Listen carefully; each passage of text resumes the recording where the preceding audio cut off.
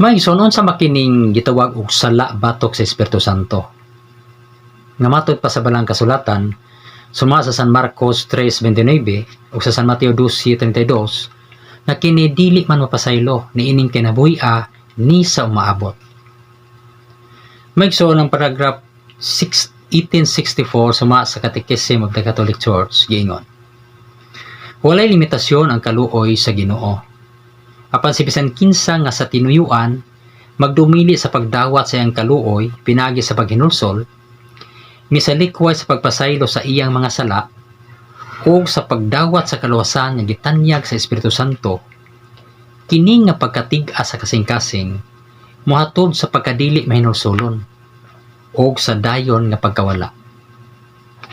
Maigsuon, ang sala di ay batok sa Espiritu Santo mao ang pagkawalay paghinulsol hantod sa katapusan, ang pagkawalay pagmahay sa mga sala nga iyang nabuhat, ang pagkawalay pagpaningkamot nga mabag-o ang iyang kinabuhi, o wala mo bati o kaulaw sa mga sala nga iyang nahimo.